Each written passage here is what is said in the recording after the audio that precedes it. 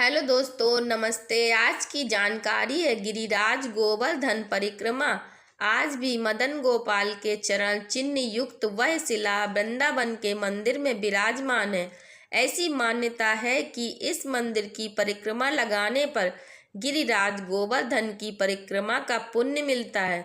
सनातन गोस्वामी का एक नियम था नित्य गिरिराज गोवर्धन की परिक्रमा करना, लेकिन अब उनकी उम्र 90 वर्ष की हो गई थी। नियम पालन मुश्किल हो गया था, फिर भी वे किसी प्रकार निभाए जा रहे थे। एक बार वे परिक्रमा करते हुए लड़खड़ा कर गिर पड़े।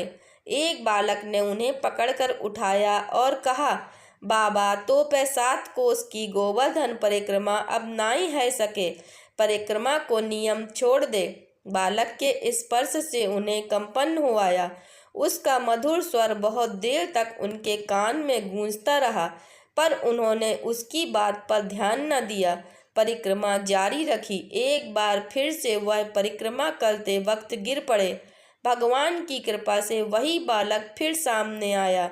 उन्हें उठाते हुए बोला, बाबा, तू बूढ़ो है गयो है, तऊ माने नाई परिक्रमा किए बिना। ठाकुर, प्रेम ते रीझे, परिश्रम ते नाय। फिर भी बाबा परिक्रमा करते रहे, पर वे एक दुविधा में पड़ गए। बालक की मधुर मूर्ति उनके हृदय में गड़कर रह गई थी।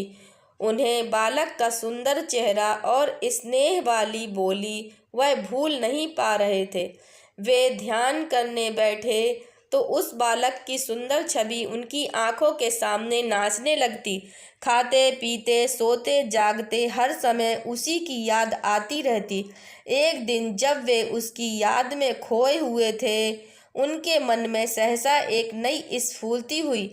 वे सोचने लगे, एक साधारण ब्रजवासी बालक में मेरा इतना लगाव, उसमें इतनी शक्ति कि मुझे वयोवृद्ध बैरागी के मन को भी इतना बस में कर ले कि मैं अपने इष्ट तक का ध्यान ना कर सकूं। नहीं, वह कोई साधारण बालक नहीं हो सकता जिसका इतना आकर्षण है। तो क्या वे मेरे प्रभु कृष्ण गोपाल ही हैं जो यह लीला कर रहे हैं? एक बार फिर यदि वह बालक मिल जाए तो मैं सारा रहस्य जानकर ही रहूंगा। संयोग बस एक दिन परिक्रमा करते समय गोस्वामी जी को फिर वह बालक मिल गया।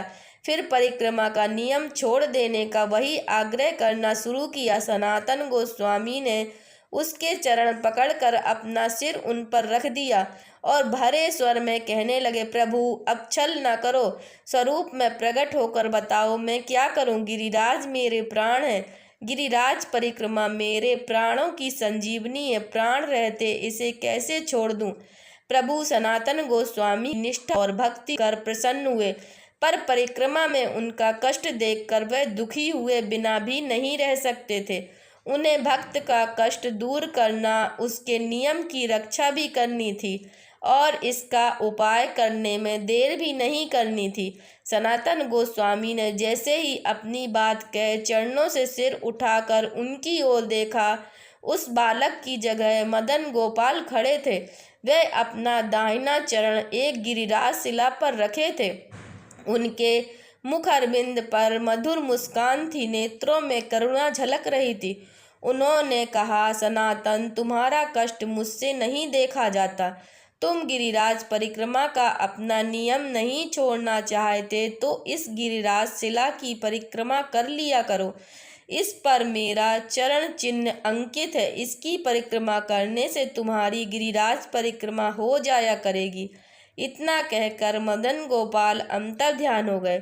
सनातन गोस्वामी मदन गोपाल चरण अंकित उस शिला को भक्ति पूर्वक सिर पर रखकर अपनी कुटिया में ले आए, उसका अभिषेक किया और नित्य उसकी परिक्रमा करने लगे।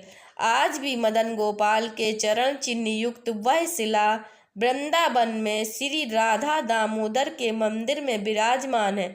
ऐसी मान्यता है कि राधा दामोदर मंदिर की 4 परिक्रमा लगाने पर गिरिराज गोवर्धन की परिक्रमा का फल मिल जाता है।